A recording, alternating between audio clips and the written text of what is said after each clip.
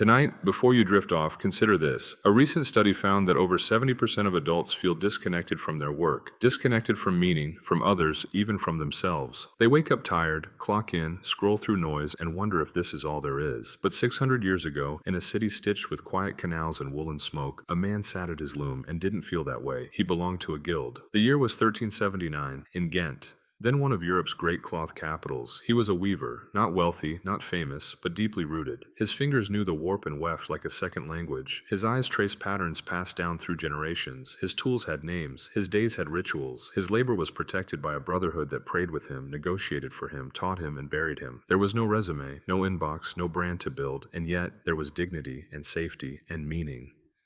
By the end of this hour, you'll understand why that mattered, why this weaver, and thousands like him, lived inside a system where work was not just labor, but a form of belonging. This story comes from 13th and 14th century merchant records, guild charters, and even the minutes of town councils, who knew that when the weavers were strong, the whole city stood tall. So as the night quiets down, let me take you there, to a candlelit workshop, to the rhythm of thread across a frame, to a time when work held the soul, not just the schedule. The medieval guild wasn't just a workplace, it was a structure of life, and at its heart was a quiet promise: you will not be left behind. Across Europe, from the linen guilds of Flanders to the goldsmiths of Florence to the carpenters of London, each guild operated by rules that, at first glance, seem quaint, quaint. But look closer, and you'll find a blueprint for emotional and economic stability that our modern systems have quietly abandoned. First, no one could simply declare themselves a master. You began as an apprentice, sometimes as young as 12. You lived in your master's home. You learned his trade, but also his habits, his ethics, his prayers. You rose early with him, ate with his family, watched how he negotiated with buyers, tended to his tools, honored feast days. Years passed. Then you became a journeyman, from the French jour, meaning day, paid by the day as you traveled from town to town, refining your skill. Journeymen didn't just work, they wandered. They studied under different masters. They absorbed new regional styles, philosophies, customs. It was knowledge by movement, less like a degree, more like a pilgrimage. Finally, if your work was good enough, and your character trusted enough, you submitted a masterpiece, a single item judged by the guild. If accepted, you became a master, and only then could you open your own workshop, take on your own apprentices, cast your own shadow in the town square. These stages weren't just bureaucratic, they created rhythm, and rhythm creates rest. No one rushed, no one raced ahead. The path was slow and shared. Compare this with today, where one click can start a business and one algorithm can bury it. Guilds also enforce ceilings. A master couldn't hire endless workers to maximize profit. He was often limited to just 2 or 3 apprentices. Why? Because the guild's aim wasn't to scale, it was to sustain. Better to have 100 masters with modest shops than one tycoon with a factory. And if a master cheated a customer, if he diluted the dye or cut corners on timber, the guild fined him or expelled him. Because your reputation didn't just belong to you, it belonged to all. In this way, medieval guilds were moral economies. They regulated prices to prevent ruinous underbidding. They helped widows of fallen members. They paid for hospital beds, for funerals, even for the rebuilding of a burned workshop. And so the weaver in Ghent or the blacksmith in Milan didn't lie awake wondering if a single illness or a single error would end it all. His life had a net beneath it, woven from shared rules, shared rituals, and shared responsibility. Contrast this with modern corporations. At first glance, they too offer stability, a salary, a title, a team, but look deeper. What begins as connection often fragments into metrics, performance reviews, quarterly targets. The bonds are looser, the rhythms are faster, the belonging feels conditional. You may work for years beside someone and never know their child's name. The modern economy offers speed, scale, efficiency, but the medieval guild offered something else, a feeling that your work was part of a story bigger than yourself, that the tools in your hands and the name on your sign were stitched into the fabric of your city, your time, your people. And in that slow rhythm, people slept well. Let's imagine, just for a moment, what it might feel like to bring a piece of that world into this one, not by time travel, but by texture. A quiet experiment. You wake up tomorrow not to a list of tasks or a blinking screen, but to a small shared rhythm. You walk to a studio, a simple room, a communal space. There's coffee and soft light and the smell of wood or ink or clay. Around you, 5 or 6 others, friends, maybe strangers, gather not to compete but to work alongside. No one's rushing, no one's measuring clicks or conversions. There's conversation sometimes. Silence, often. Tools are shared, meals are too. And in this room, there are no job titles. Just craft, a sense that you are slowly apprenticing, not to a boss but to something older and deeper, a way of doing things with care. It's a thought experiment, of course, but not a fantasy. Across the world, quiet echoes of the guild model are beginning to reappear in community workshops, in tool libraries, in cooperative farms and maker collectives, places where skill is shared freely, where the goal is mastery, not virality. Even the idea of the apprentice is stirring again, not in the flashy sense of online mentorships, but in slow, real relationships. A younger potter spending Saturdays in an older artist's garage. A coder learning from someone who remembers the weight of floppy disks and the patience of dial-up. But obstacles remain. Distraction is one. Today, most of us learn in fractured tabs and half-watched videos. We scroll instead of soak. We don't apprentice, we sample. Another obstacle, individualism. We're trained to build personal brands, to optimize for uniqueness, to own, not to share. And yet, somewhere in us, there's a longing for the opposite, to be part of something rooted, interdependent, quietly sacred. Automation, too, reshapes the equation. In the medieval workshop, touch mattered. The hands were the process. Today, efficiency often means removing the human entirely. But what gets lost when speed replaces skill, when precision overtakes presence? This isn't a rejection of progress, it's a question, softly asked. What if we didn't abandon the old rhythms entirely? What if we chose to apprentice again, not just in skills but in ways of being? To learn how to work without rush, to build without burnout, to belong without branding. Maybe the first step isn't grand. Maybe it's simply this. Share a space. Light a candle. Slow down. And listen for the old rhythms beneath the noise. In the heart of medieval York, beneath the shadow of its great cathedral, the butchers had a rule. No one sold meat after sunset, not because they couldn't, because they shouldn't. Selling late might undercut another butcher who had gone home. It might tempt buyers to wait until prices dropped. It might make a man richer, briefly, but it would fray the bonds that held the street together. This idea of community over competition wasn't just a nicety, it was the quiet spine of the guild world. Across Europe, bakers agreed on loaf sizes, tanners agreed on leather quality, even entertainers like minstrels and actors had codes, where they could perform, what songs they could sing, who opened and who closed. In today's language, we might call it price fixing, but in theirs it was something older. Fairness, not abstract fairness, but the kind that lives next door, where if you cheat someone, you have to see them at church. If you lie, the whole town remembers. The guilds believed that competition, unchecked, becomes corrosive, that when every man fights for himself, the city weakens. So instead, they built guardrails. They limited how much a master could produce. They capped how many apprentices he could train. They created commons, shared ovens, shared stalls, shared tools, and when someone broke the rules, sold bad cloth, watered the wine, they were fined not just for the offense, but for the damage to trust. Because in the medieval mind, trust was infrastructure.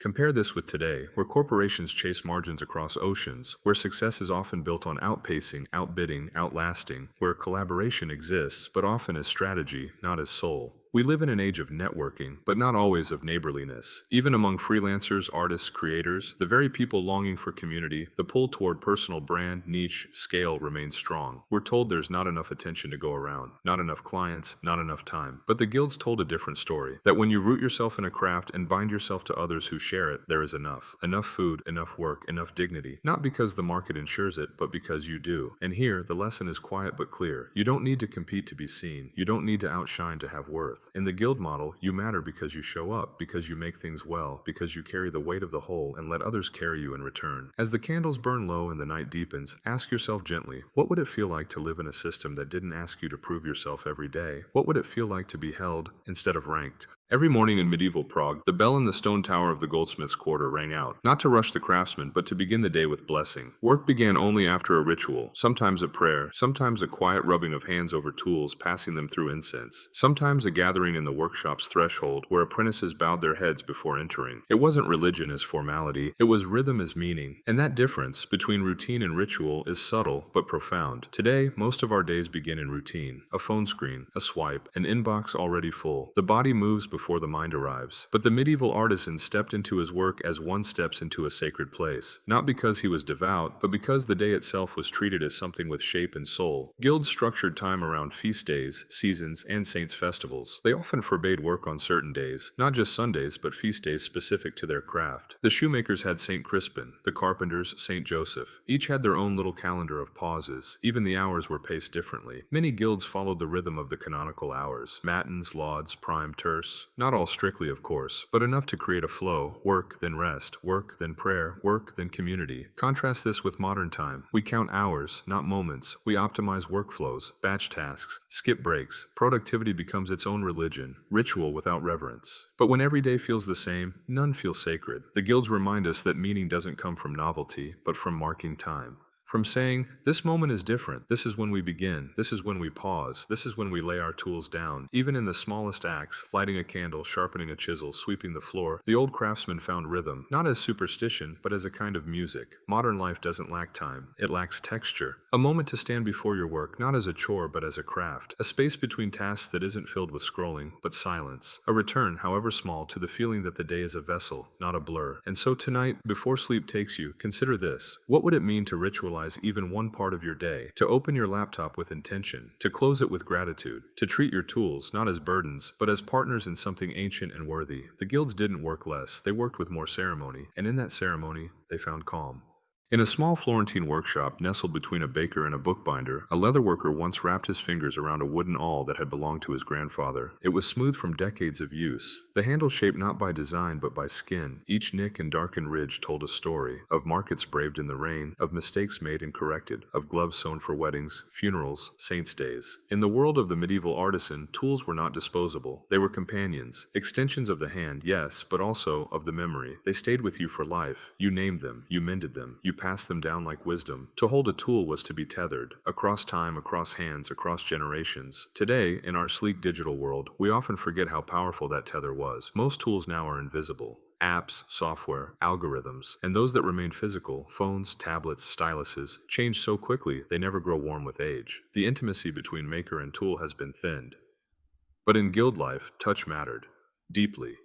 The blacksmith knew exactly how his hammer would land. The painter could feel the slight tremor in the bristles before a stroke. Even the scribe, dipping quill into ink, knew how much pressure the parchment could hold. These were not just skills. They were dialogues between the body and the material, conversations of weight, of grain, of tension. Touch grounded you. It returned your mind to the present. It taught patience, because wood doesn't hurry, neither does stone. And through this daily dialogue, a different kind of wisdom emerged. You didn't just learn how to make, you learned how to listen. To the resistance of metal, to the softness of fabric, to the fragility of glass, and maybe, in listening to things, you learned how to listen to people. There is something deeply human in tactile craft. It slows the mind, it centers the breath, it offers feedback that isn't abstract but felt in the bones. We're told that modern life is about speed, that tools should make us faster, more efficient, more optimized. But what if tools also made us present? What if the point wasn't to eliminate effort, but to shape it? To shape us? Guild life reminds us that tools are not just means to an end, they are mirrors. What you do with your hands, you begin to do with your heart. So tonight, ask yourself gently, what tool, real or metaphorical, have you grown close to? What do your hands remember that your mind has forgotten? And what might change if you chose, once again, to touch the world instead of tapping through it? In the 15th century, in a small town near Chartres, the bell that called the cobblers to morning work was the same bell that signaled the Angelus prayer. It rang not from a factory tower, but from a chapel. Time in that world was not sliced into tasks and deadlines. It was woven, with seasons, rituals, and reverence. There was work, yes, but there was also pause. And the pause wasn't indulgence, it was sacred. The calendar itself was shaped by this rhythm. A typical medieval year had dozens of feast days where work was suspended. Market days, saint days, seasonal festivals, each brought a shift in tempo, a moment to dress differently, to sing, to stop. In England alone, it's estimated that many laborers had over 80 days off a year, not counting Sundays. Not every day was easy, of course, but rest was not earned through exhaustion. It was given, expected, in some sense, blessed. This isn't nostalgia, it's anthropology. The guilds understood that time wasn't just a resource, it was a teacher. They shaped it carefully, gently, and by doing so, they shaped people. The idea of sacred time isn't just about religion, it's about rhythm, about saying, this moment is not like the others. In guild life, you didn't work through the evening just because there was more to do. You stopped because the bell said so, because the body asked, because the soul listened. Compare this with now, where time off is often time on call, where weekends blur into work days, where even vacations feel like interruptions, not restorations. We fill silence with stimulation. Every gap becomes a scroll, every pause an opportunity to catch up, but in doing so, we flatten time. We make it all one long stretch of effort. The medieval artisan lived inside peaks and valleys. Work was intense, but then there was a feast, a dance, a mass, a long lunch in a courtyard with warm bread and figs. Their bodies knew the difference between striving and stillness. That knowing shaped their work, because when you are rested, you shape things with care. Sacred time is not just about rest, it's about return to self, to purpose, to wonder. So what would it look like today to restore even a fragment of this? A screen turned off at sundown, a Sunday where nothing is optimized, an hour of silence after lunch, a walk, just to walk, not because you've earned it, but because you exist. The guilds teach us this. Time isn't just something we use, it's something we honor. And when we do, time begins to soften, and so do we. On a quiet street in 14th century Nuremberg, a master woodcarver once spent 6 weeks shaping a single altar panel. He wasn't paid by the hour, he wasn't trying to scale. There were no likes, no analytics, no quarterly goals to meet, but he worked with fierce attention, because someone would kneel before that panel for generations. He believed, as many guildsmen did, that good work outlives you, and that was enough. In the medieval guild system, success wasn't measured by numbers, it was measured by reputation. Not in the sense we use now, clicks, ratings, personal branding, but a quiet communal knowing. This man makes honest boots. This woman brews strong ale, Ichi. Their names were spoken with trust. Metrics existed, yes, but they were subtle. A tapestry that lasted a century. A sword passed from father to son. A bridge that stood through storms. These were the data points that mattered. Today, we often measure in clicks, followers, reach. We quantify value. We chase feedback in real time, hoping for signals that we are enough. But the guilds whispered something older. The value of your work is not always visible when you're doing it. It unfolds slowly, like a well-worn tool, like a pattern repeated until it becomes art. The apprentice sweeping the shop floor wasn't learning how to sweep, he was learning humility, rhythm, care. The journeyman making shoes in silence wasn't only making shoes, he was shaping his eye, his patience, his inner life. Meaning, in that world, came from inside the work, not from external validation. You didn't need 1,000 people to see what you made. You needed one person to wear it, use it, trust it. What might shift even now if we recentered that kind of meaning? If we measured not how many, but how deep? If we asked not, did it perform, but did it last? Did it matter to someone? Guild life teaches us that not all valuable things are measurable, and not all measurable things are valuable. So tonight, as the world quiets and the hum of urgency fades, consider, what if you stopped chasing performance and started cultivating presence? What if your best work is not your most visible, but your most honest?